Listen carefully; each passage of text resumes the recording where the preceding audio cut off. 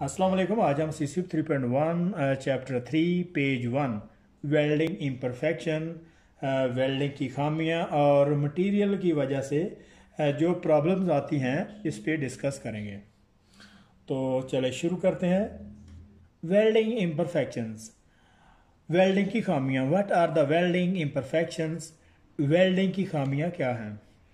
Welding, अभी ये line पढ़ रहे हैं। Welding imperfections are discontinuity caused by the process of welding. Welding की खामियां, वेल्डिंग की डिसकंटिन्यूटी, वेल्डिंग के फ्लॉ, वेल्डिंग इम्परफेक्शंस जो कि वेल्डिंग प्रोसेस की वजह से आते हैं।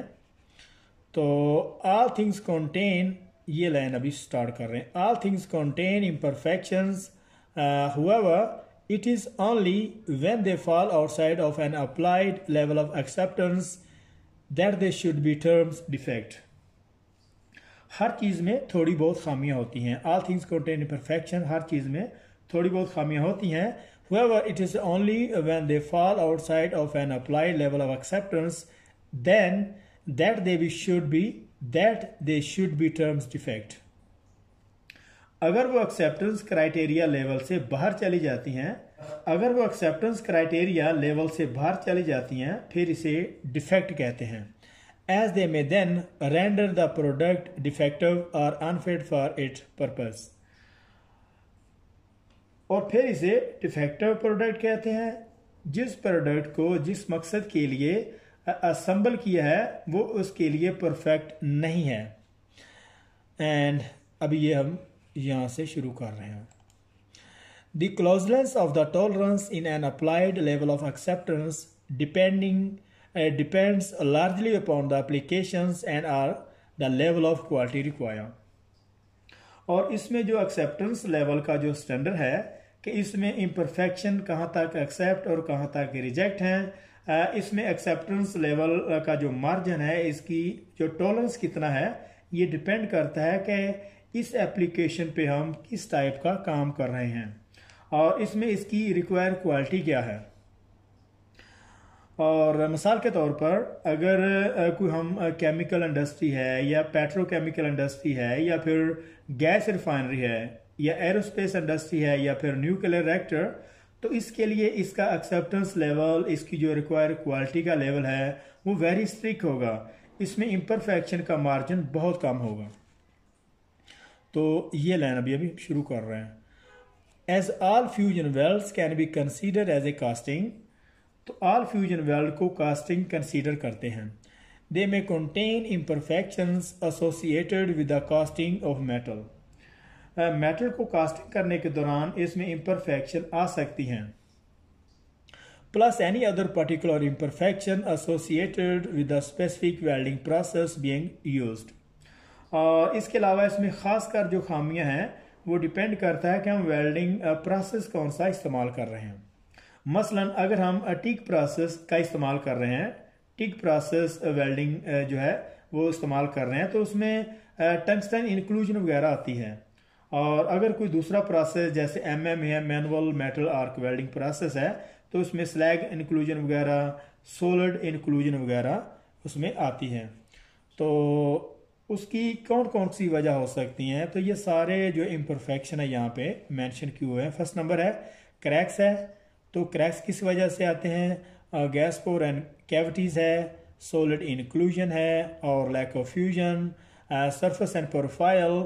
एंड 6 में है मैकेनिकल सरफेस डैमेज, 7 में है मिसअलाइनमेंट। तो ये सारी के सारी जो इम्परफेक्शन है ये वेल्डिंग प्रोसेस की वजह से या कोई मटीरियल में खामी की वजह से या फिर जो इसको हैंडलिंग जो है लोडिंग करने के दौरान जो सारी की जो इम्परफेक्शन आती हैं, इसमें हम इसी चैप्टर तफसीलन से डिस्कस करेंगे। तो सबसे पहले है क्रैक। क्रैक पे बात करते हैं। Crack sometime occur in welded materials, तो एक वेल्डेड कंपोनेंट में क्रैक समटाइम जो मटेरियल वेल्ड किया है इस मटेरियल में भी आ सकते हैं। And may be caused by a great number of the factor, और इसमें इसकी बहुत सारी वजह हो सकती हैं। We can say that for any crack like imperfection to occur in a material, we can say that for any crack like imperfections to occur in a material, there are 3 criteria that must be present. और हम ये कह सकते हैं, we can say that, हम कह सकते हैं कि जो भी क्रैक मटेरियल में आता है इसमें इसकी 3 जो है वजह ज़रूर होती हैं. There are 3 criteria must be present. तो उसमें कौन कौन सी वजह हो सकती है? ये फोर्स है. तो फोर्स की वजह से कैसे आती है? मटेरियल को बहुत ज़्यादा फोर्स दी जाती है. जैसे फिटअप के लिए मटेरियल को चैन ब्लॉक का बहुत ज़्यादा इस्तेमाल किया जाता है कि उसका फिटअप है वो करेक्ट करने के लिए. उस वजह से मटेरियल में एक फोर्स, एक स्ट्रेस पैदा हो जाती है जिसकी वजह से बाद में उसमें क्रैक वगैरह बनते हैं. तो हमारा 2 है, रिस्ट्रेंट है. तो या फिर मटेरियल को उसकी जो मूवमेंट है वो रिस्ट्रेंट हो, उसमें जिग्स, क्लैंप या वाइस का उसमें होल्ड किया हो, उसका इस्तेमाल किया हो, उसकी जो है वो डिस्टोर्शन से बचाने के लिए ये सारा प्रोसेस करते हैं. लेकिन उसमें क्या होता है कि मटेरियल तो डिस्टोर्शन से तो बच जाता है, लेकिन उसमें बहुत सारी रेसिडुअल स्ट्रेसेस उसमें क्रिएट हो जाती हैं और जिसकी वजह से उसमें क्रैक आने के चांस होते हैं. तो हमारा 3 में है ए वीकेंड स्ट्रक्चर. अगर हमारा जो है स्ट्रक्चर ही वीक हो, मटेरियल में वेल्डेबिलिटी ना हो, इसमें सल्फर फास्फोरस की जो रेशियो है वो बहुत ज़्यादा हो, और इसके अलावा typical type of the hot and cold crack that will be discussed later in the course hours. और इसके अलावा हॉट एंड कोल्ड क्रैक है, इनको बाद में जो है डिस्कस करेंगे.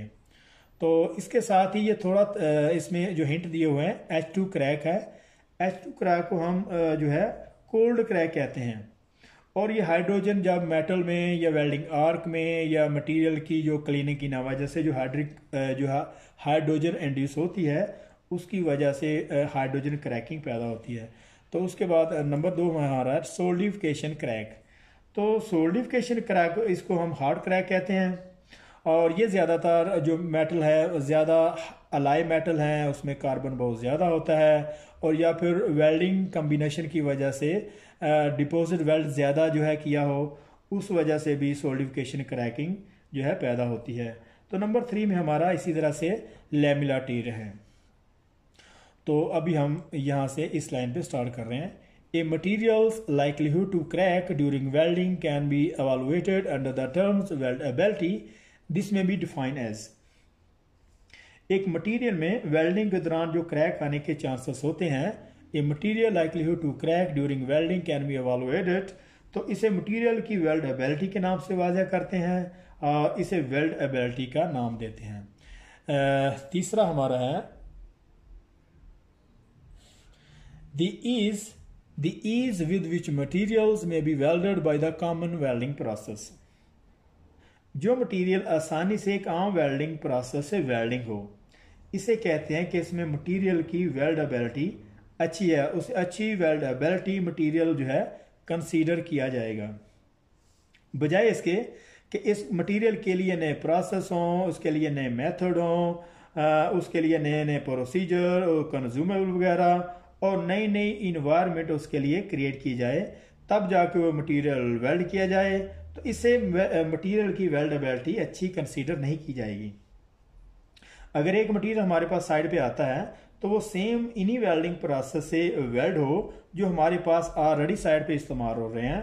तो इसके लिए अलग से कोई चीज़ क्रिएट ना करनी पड़े, तो वो मटेरियल अच्छी जो है वेल्डेबिलिटी कंसीडर किया जाएगा. तो यहाँ पे हम आखिरी लाइन यहाँ पे स्टार्ट कर रहे हैं. All crack have a sharp edge. सारे जो क्रैक हैं उसकी जो कॉर्नर हैं, उसकी जो नुक्करें हैं वो शार्प होती हैं. Which produce high stress concentration. पेरिक्स मेटल की प्रॉपर्टी क्या है? जैसे अलाई मटीरियल जिसमें क्रोम और कार्बन के एलिमेंट बहुत ज़्यादा होते हैं, उनमें क्रैक के चांसेस बहुत ज़्यादा होते हैं. और इसकी जो है crack are classified as a planar imperfection. Crack को प्लानर इम्परफेक्शंस कहते हैं. As they generally have 2 visible और measurable dimension. Example length and depth. तो इसकी 2 मेजरेबल डिमेंशन होती हैं, लेंथ एंड डेप्थ, और ये डिफेक्ट कैटेगरी में फॉल करता है. तो some standard will allow a degree of so called crater and star cracking. अलबत्ता कुछ स्टैंडर्ड क्रैटर या स्टार क्रैकिंग को अलाउ करते हैं. तो यहाँ पे हमारा जो CCU 3.1 चैप्टर 3 पेज 1 यहाँ पे ख़त्म हो रहा है। तो मिलते हैं next chapter welding imperfection page 2 में। तो तब तक के लिए इजाज़त चाहूँगा, और अगर ये वीडियो पसंद आई हो तो इसको सब्सक्राइब करें, लाइक करें और बेल आइकन को प्रेस करें ताकि हर नई आने वाली वीडियो आपको मिल सके। तो अल्लाह हाफिज़।